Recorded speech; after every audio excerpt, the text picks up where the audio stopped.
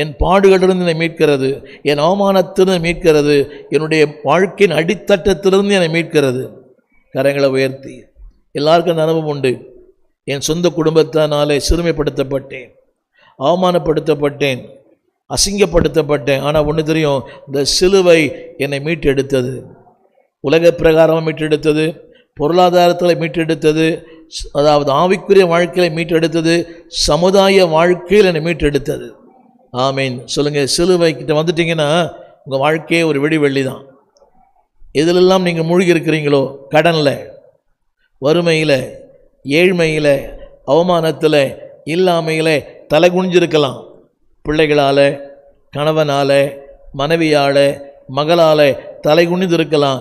ஆனால் அந்த சிலுவை வரும்போது உங்கள் தலை நிமிரும், உடைய வாழ்க்கை சிறக்கும், உடைய வியாதிகள் மாறும். கரங்களை உயர்த்தி.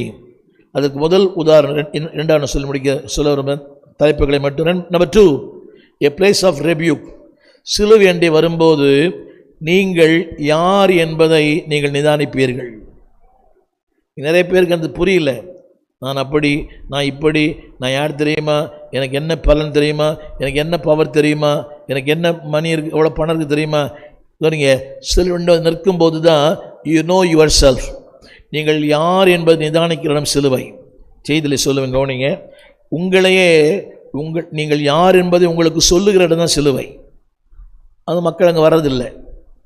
ஏன்னா இங்கே வந்துட்டா சொல்லுவார், நீ ஒரு பாவி, நீ இப்படி இருக்கிற, நீ இப்படி இருக்கிற, நீ இப்படி இருக்கிற. ஒரு பரிசேயன் வந்தான். அவன் வந்து ரொம்ப சொன்னான், நான் அப்படி இருக்கிறேன், நான் இப்படி இருக்கிறேன், தசமாக கொடுக்குறேன், நான் உபவாசம் இருக்கிறேன், இதெல்லாம் பண்ணுறேன். ஆனால் தேவன் சொன்னார், அவன் அல்ல இவனே. சிலுவையண்டை வரும்போது யூ நோ யுவர் செல்ஃப். நீங்கள் யார் என்பதை நீங்களே புரிந்து கொள்வீர்கள். ஒரு பிரச்சனை என்னவென்றால், நிறைய பேருக்கு, ஈவன் ஊழியர்களுக்கு கூட, தாங்கள் யார் என்பதையும் அவங்க புரிஞ்சுக்கல. சின்ன வசதி, சின்ன வாய்ப்பு, ஒரு சின்ன உயர்வு, ஒரு சின்ன வாகனம், ஒரு சின்ன பணம், கொஞ்சம் கூட்டம், they forget themselves who they are. திரும்ப சொல்லுகிறேன், இந்த பிளேஸ் ஆஃப் ரெபியூக்னு போட்டிருக்கிறேன், எல்லாமே 6ல் வரும். அதாவது என்னை உருவ குத்தி நான் யார் என்பதை எனக்கு சொல்லும் இடம். தமிழில் போட்டிருக்கிறேன், என்னையே கவனிங்க. அந்த அந்த சிலுவை அண்டை வந்துட்டிங்கனாலே நீங்கள் யாரும் தெரிஞ்சுப்பீங்க. உங்கள் மேன்மை தெரிஞ்சிடும், உங்களுடைய உயர்வு தெரிஞ்சிடும், உங்கள் அந்தஸ்து தெரிஞ்சிடும். திரும்ப சொல்லுகிறேன், இன்னொருவரை வைத்து நீங்கள் ஒப்பிட வேண்டாம், சிலுவை வைத்து உங்களை ஒப்பிடுங்கள்.